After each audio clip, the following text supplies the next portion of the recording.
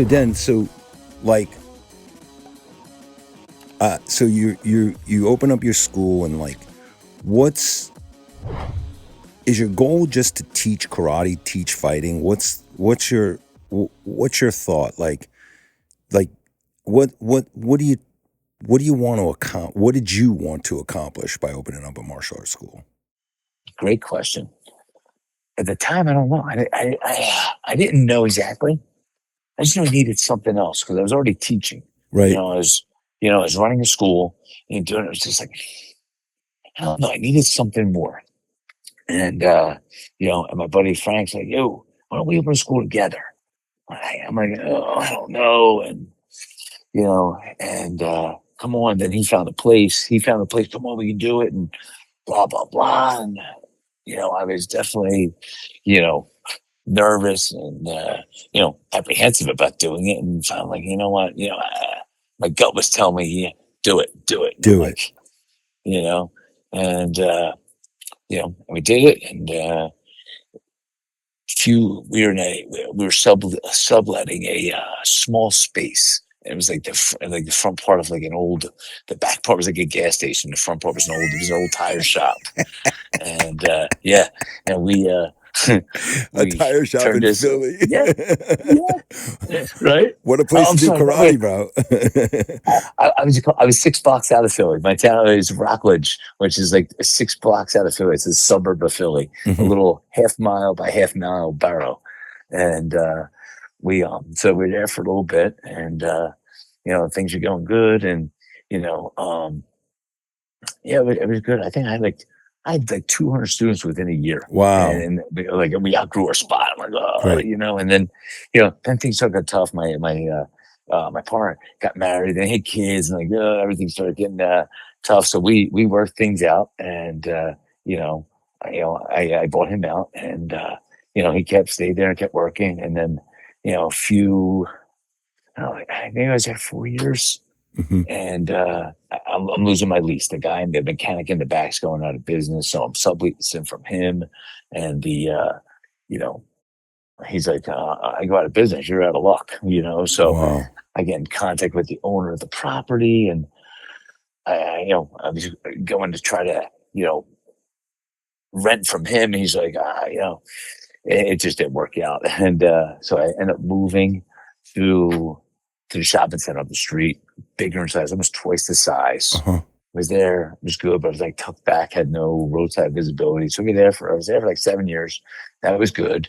And then lost my lease there again. So you're teaching it as a sport, or you're like, what do you like, again, back to the question, like, what were you trying to get like accomplished? Like, maybe a better question is like, martial arts gives you something, and do you want to share? Mm-hmm. Like, what is the thing that martial arts gave? A sense of worth. Mm-hmm. A sense of worth.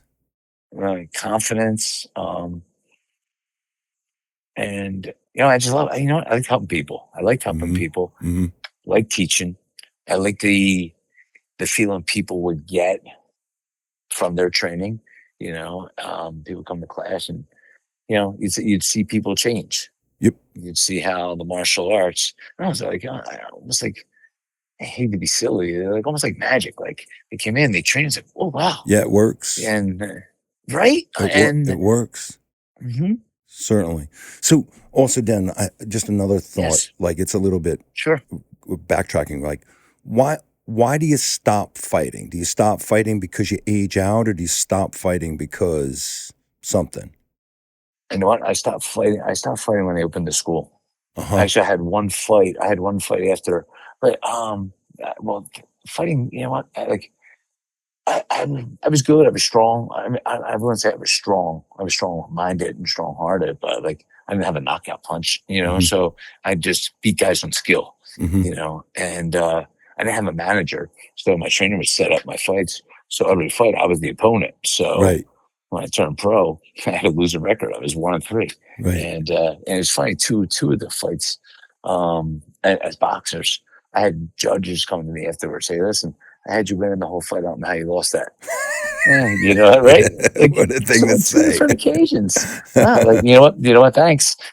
So, But what are you so gonna the do? writing was on the wall, like it's time to kind of hang up the gloves and go teach, right? Yeah. Try to use my face and my head for something other than a punching I bag, hear you, man. I hear you. you Like, know? And then the school, it was what I was already doing. Like, I was teaching the whole time I was fighting. right, So let's, you know, right. keep going. It's what I'm good at. I'm good at communicating. I'm good at, you know, helping people, reach their potential. So I remember I remember quit like the last competition I went to. I was I think 25 or 26, and I remember thinking, you know what, this is just nuts. Like I don't want to do this anymore. I don't like the whole world around it. I don't like what I'm becoming in order to like keep winning and all this stuff. Like it just seemed like obsolete for my life.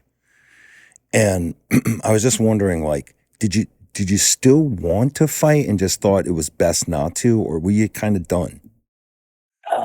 A little bit of both. A little bit A of little both, bit of huh? both. Uh-huh. Because you know what? I knew like fighting wasn't going to pay the bills. Mm-hmm. And I remember saying to my cut man, and it actually was like, all right, my last fight was I think 2001.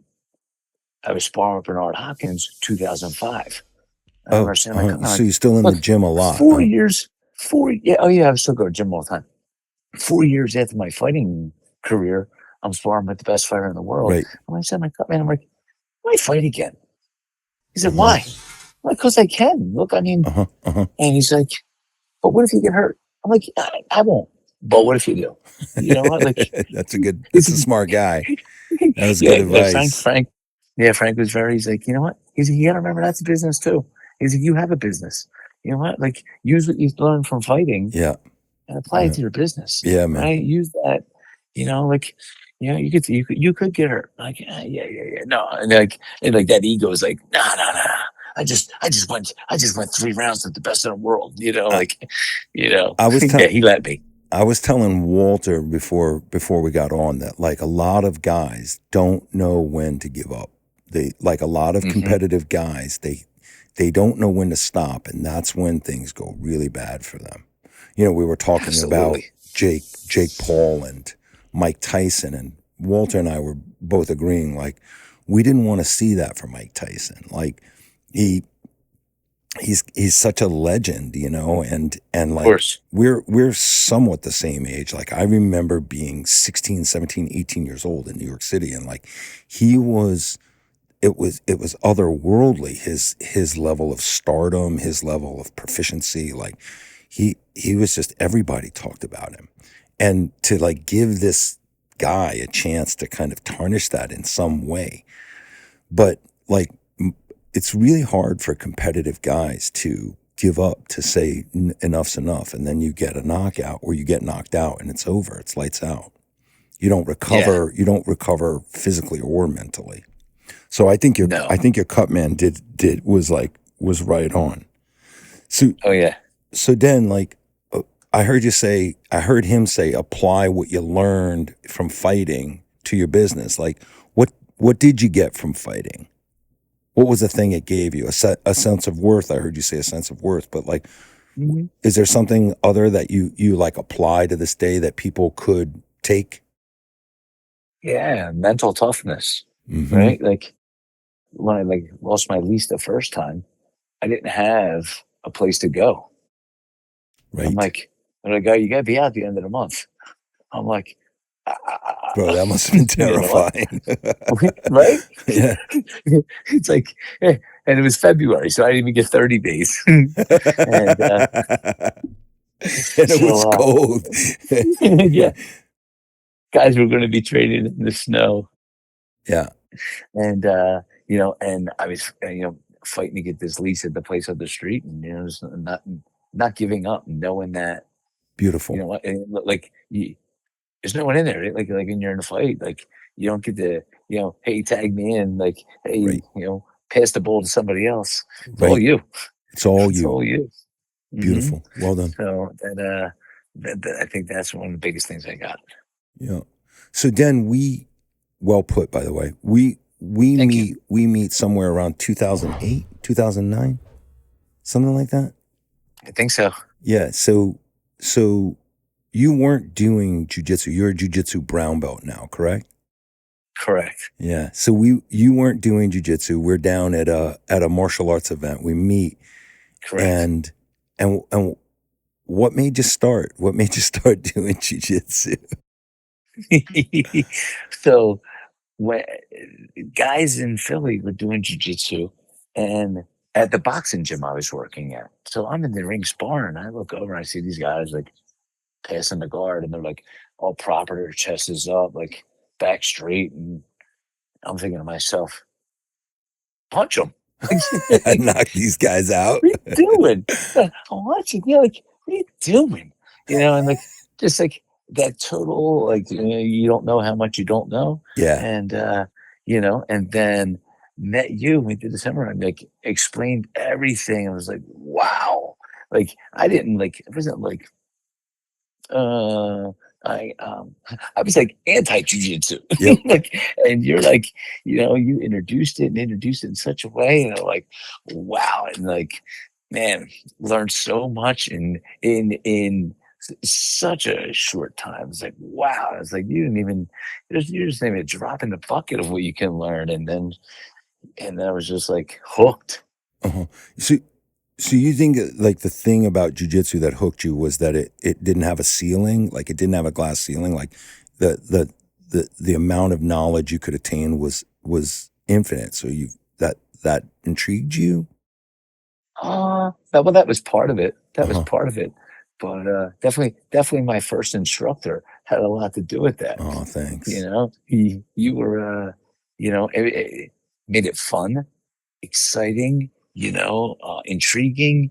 And, I was like, wow, like, holy guacamole, all this stuff I learned. I was like, yeah, Huh. you know, driving up to Brooklyn every couple Thursdays.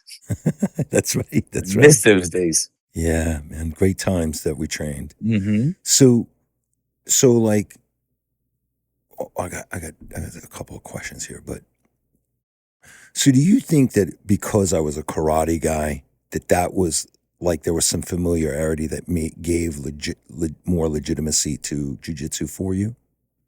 Or do you think it was just the way it was presented? Like it was just jujitsu? Yeah. I don't think because you were a karate guy in the sense of respect Right. and honor and discipline, all of that, and the delivery, yes, Mm, 100%. 100%. thank you. Thank you. And so like jujitsu's like was kind of like this new thing for you. And then you've now been training 12 years, 13 years. Something like that. And so what's it like now for you? A lot of fun. A lot of A fun. lot of fun. Training, learning still. Um, and, I train with Ricardo Megler-Reese, and he's a lot like big guy, strong guy.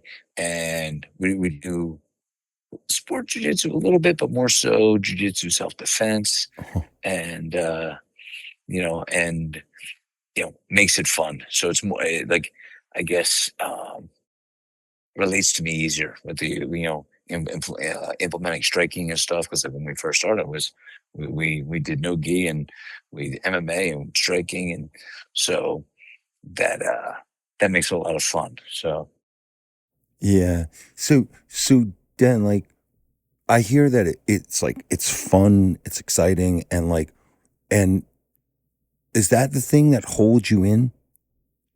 Or is it like this I mean, I'm wondering if there's more.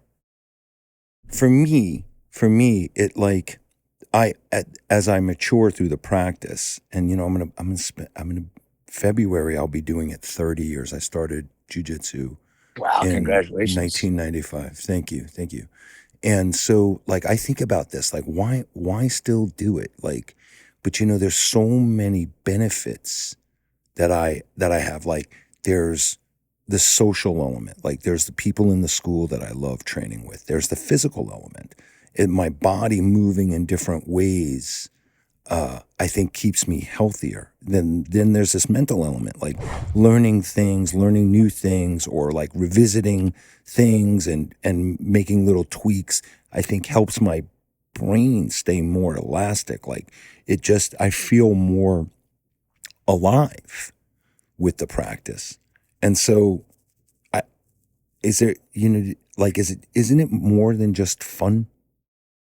Oh yeah, no, I agree. Everything you said, 100%. Yeah, it keeps you thinking, keeps you sharp mentally as well as physically. And I remember someone saying to me, "Yeah, you don't want to be getting punched in the head when you're in your 50s and 60s, but you can do jujitsu into your 90s." That's And I'm right. like, "Yeah, so I want to be able to do that. I like being able to, like I said, have that sense of camaraderie with your classmates and the people you train with, and it's always a good you know clearing your mind. You're strengthening your body, you're out there, you're working out, you get a good sweat in, still learning new stuff, you're still thinking. And you know you can't just, like, what do I do, sit down and rest and not do Yeah. anything? Yeah. It's like, you know I think that, like, look, I couldn't articulate this when I was 27 years old or when I was even 37 years old. But now, like, now I think, like, what do I want to say? I want to say, like, the young guys have kind of co-opted jujitsu, but that's not really true. Like, there are a lot of young people doing jujitsu, or younger people. But like, it's the thing I find fascinating about the practice is that,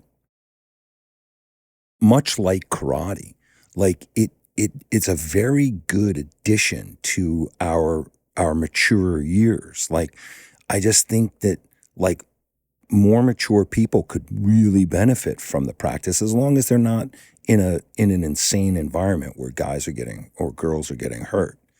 It's a really interesting thing. I thought that I was going to be to like, my destiny was Tai Chi. I thought that my destiny was like karate kata. Mhm. And I'm so happy that it's not. That, I can practice this beautiful art, this effective art, as I mature along here. And I'm so grateful for it, man. It's like, it's just it's the martial arts in its totality, and specifically jujitsu as it relates to this conversation. It's just so magnificent, so good. Absolutely. And yeah, knowing that you're out there and you're moving with the right people, you're moving smoothly, intelligently, and then knowing that you get that, a person comes that's a little bit stronger, that you can still control and restrain him Yep. Yep. is is very rewarding. Yeah, yeah, yeah. Hey, Den, Yes, sir. I remember us doing. Did we do 2 rounds together in kickboxing? Did we do 2 or 3? Or do we do 1 round Oh, at we did a Henzo's? lot. With that, that's I was just saying Henzo's. We did with Jamie. We did quite a bit. We might have did, like, I don't know, 4, 5, 6 rounds of drills, then some sparring rounds, and yeah, we had a good long training Buddy, session. That was a ball. I remember feeling so nervous about sparring you. I was like, Dennis is gonna kick my ass. Get out of here. I'm serious. I'm serious. And you were so good to me. You were so nice to me. I really appreciate it. No, I appreciate you being nice to me. All right, man. Yeah. So like, I just want to say thank you, and what a great way to spend our evening together. And I love you, pal. Like, I, Oh, I love you, man. This is great. I'll tell you, the thing I'm like, I'm proud to call you a friend. I think you're one of the most solid people I know. Like, the ugly side of jujitsu for me is that, like, I think that it it can foster a a very selfish and opportunistic kind of mentality. And tend to stay away from people that I get that sense from, and you've never been that way. And like, I know you as a solid person, and for me in my life, in my lexicon, this is the biggest compliment I could get. I know you as a solid martial artist. And I just want to say thank you very much, man. Like, thank you for being in my experience.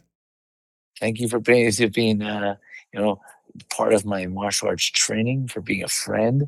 Thank you for my our daily messages back and forth. Yeah. I look forward to that. That's been going on for years. Years and years, yeah.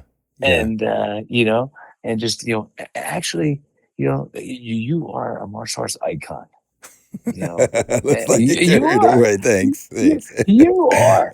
So at seminars, being at seminars, and everybody, the head instructor who's running the seminar comes in and runs into you. Hey Gene, how are you? And it's and then having you, painting their pictures and having your artwork up on things. And you painted a picture of my daughters. I did. Yeah. Thank you. So the friendship is solid. Very solid, and very much respected and appreciated. Well, Dan, love you, pal. Thanks for being one of the toughest guys I've ever met. That's what I started with. I told Walter that. Great job, Billy. Thank you.